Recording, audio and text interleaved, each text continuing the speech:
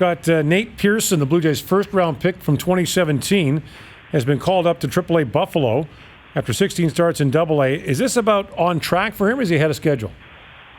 No, this is about on track. I mean, he was a junior college product, so he's 23 years old already, and he's a guy that the Blue Jays have kind of put the kid gloves on with for the last couple of years. He has a screw in his elbow from a surgery from high school.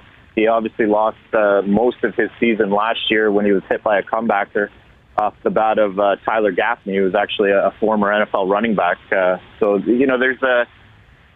been a real fast track with him in a certain sense. They wanted to push him, but the physical limitations just haven't kind of lined up. And this year he's been healthy, and it's been a special season. And you're starting to see a guy who really has top of the rotation potential, but he needs to build up his innings. He hasn't even thrown 100 innings in a season yet, and you can't really talk about a viable starting pitcher in the major leagues until you get to 150, 160, 170 innings. So, AAA, he'll get a taste of that, probably a couple starts there over these next couple of weeks, and then they'll shut him down, and it's been a great season. This guy has, kind of turned himself from maybe a top 75 prospect in baseball to a top 25 prospect in baseball, kind of no matter what publication you look at. And he'll come into spring training next year, and, they'll talk about him as a rotation candidate.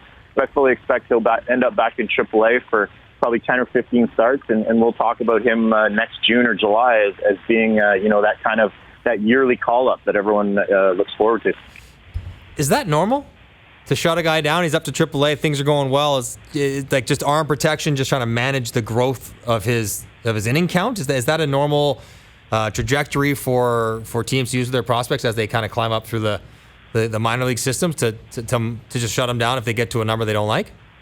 Yeah, exactly. I mean, you don't want to increase innings too much year over year. So major league teams usually use 30 or 40 innings per year. So if you threw 50 last year, you get them to 90 this year, then you get them to 130. And, those are loose numbers, loose kind of guidelines. But, the minor league season ends at the end of August. So there's not a whole lot of time. And, they don't want to start his service clock, and there's no use in calling him up as a September call-up to put him in the pen or something like that. So, yeah, you just kind of limit his workload, and they were very careful in the first half of the season. They had him on a very strict 5-inning, 2-inning, 5-inning, 2-inning plan. And then in the second half of the season here, they've kind of taken the reins off a little bit, and he's thrown career-high pitch counts and career-high innings. He had never even pitched into the sixth inning in a ball game until the second half of this season. So, yeah, you got to be careful with these guys. Pitchers can break at any point, and they really need to be babied, and especially with all the information that these teams have on these guys today. They're going to be super careful with them, especially when they do have, pre-existing health issues like Nate has encountered. So you said you got to be about 170 innings before you can be kind of considered a starting pitcher in the major league level.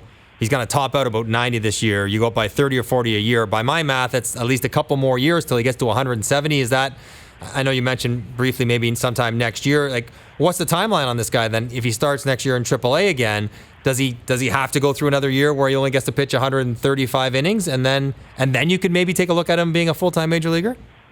Well, yeah, it'll be interesting to see what they do in the first half. They could do the same thing that they did this year. They could limit him early, throw him 5 innings, 2 innings, 5 innings, 2 innings in AAA, and then let him loose in the second half if they wanted to call him up if he's pitching well. So, it'll be interesting to see what they do because, like I say, he does have, some injury issues in his past, and, he's never pitched that many innings at any level of baseball. So, there's a few things they could do. They could limit him early. They could essentially just, let him run through July and August, and then maybe shift him to the bullpen or completely shut him down. I mean, it's not so different of a conversation that we had with Aaron Sanchez a few years ago when he was shifting back and forth, and he had that great 2016 season, and the Blue Jays decided to let him go. Right.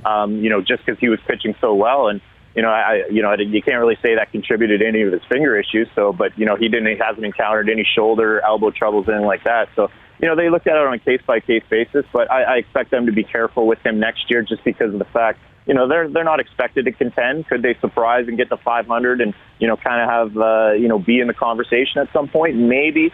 But, I think next year they'll keep the kid gloves on with him, and 2021 you'll probably see him let loose if he stays healthy and he's pitching well.